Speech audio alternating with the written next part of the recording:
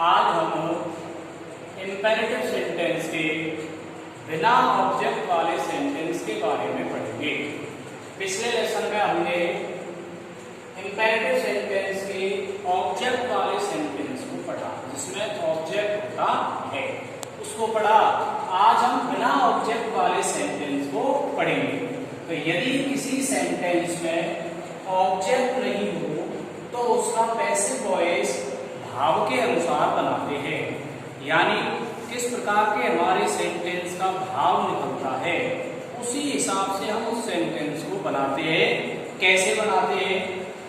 माना कि सेंटेंस का भाव हमारा निकल रहा है ऑर्डर, सेंटेंस में ऑर्डर का भाव है, किसी शब्द में ऑर्डर का भाव है, तो उसका पैसिव वॉइस हम यू आर ऑर्डर्ड टू, यहां तक तो ये कंपल्सरी है लिखना, you are ordered to, plus हमारा जो बाकी का सेंटेंस आया है जो हमारे उसमें उसको लिखते हैं। यदि एडवाइस का भाव है, सेंटेंस में ऐसा लगता है मानो इसमें कोई एडवाइस है, तो उसका पैसे you are advise to, plus जो हमको एक्टिव वॉइस का जो शब्द आया है, सेंटेंस आया है, उसको लिख देते हैं। तीसरा है रिक्वेस्ट। यदि हमारे सेंटेंस में रिक्वेस्ट का भाव होता है, उसमें निवेदन होता है, तो उसका पैसिव वॉइस हम you are requested to, plus जो सेंटेंस आता है उसको लिख देते हैं।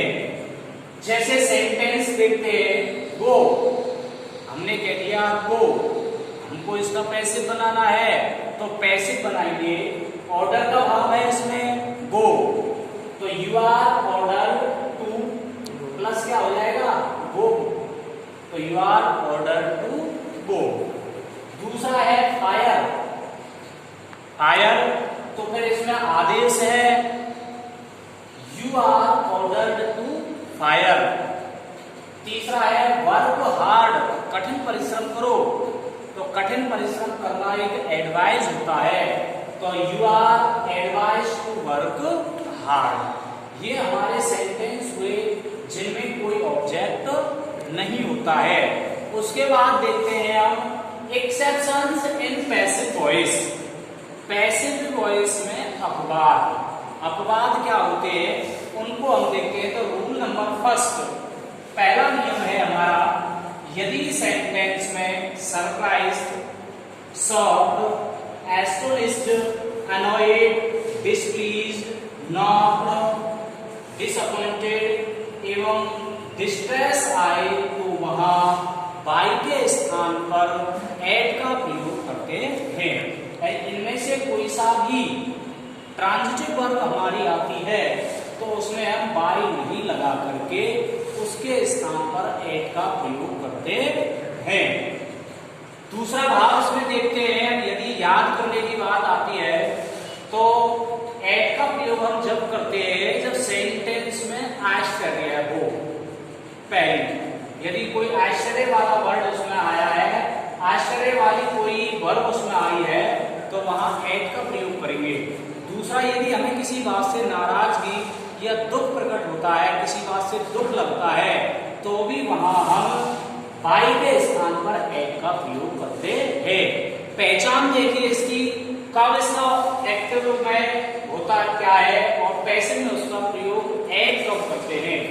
सबसे पहले हमको देखना है सब्जेक्ट। इसका जो सब्जेक्ट होता है वो पजेसिव केस में होता है, नाउन प्रोनाउन इसमें नहीं होता है। मेन इसकी जो पहचान है केवल इसमें पजेसिव केस आएगा, यहाँ पर ही, सी, इट, दे, नेम नहीं आएंगे। यदि ये सब आते हैं तो वहां हम बाई का ही प्रयोग करेंगे। ये देखना है, तो इसमें क्या हुआ, हर वर्ड पजेसिव है सी का, हर वर्ड डिस्प्लीज्ड हिम, उसके शब्दों ने मुझे अप्रसन्न या दुखी कर दिया।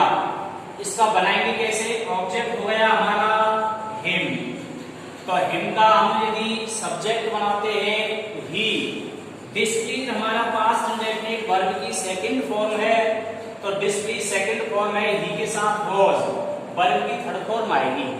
तो ही वॉज डिसप्लीज्ड, अब किसका प्रयोग करेंगे वाई के स्थान पर एट का, एट हर वर्क। तो he was displeased at her work. दूसरा नियम है इसका, यदि सेंटेंस में please, quarrel, satisfied, charm, disgusted, lined, throng, displeased के साथ वाई के स्थान पर विद का प्रयोग करते हैं। ये शब्द यदि हमारे आते हैं तो वाई का प्रयोग नहीं करके हम विद का प्रयोग करते हैं। एग्जाम्पल देखिए, the flattery of his assistant disgusted him. तो पूरा हमारा जो सब्जेक्ट हो गया असिस्टेंट तक हो गया पूरा, डिस्गस्टेड वर्ब हो गई, और ये क्या हो गया हमारा ऑब्जेक्ट। सेंटेंस बनाएंगे तो ऑब्जेक्ट को सब्जेक्ट बनाएंगे, इनका ही वॉज पास्ट इंडेफिनिट में है सेंटेंस, डिस्गस्टेड वर्ब की सेकंड फॉर्म है, तो ही वॉज डिस्गस्टेड विद, और बाई का प्रयोग नहीं करेंगे, with the flattery of his assistant. इस प्रकार से हमारे एक्सेप्शंस इन पैसिव वॉइस के दो नियम हुए, दो रूल हुए। आगे के नियम हम अगले लेसन में बात करेंगे।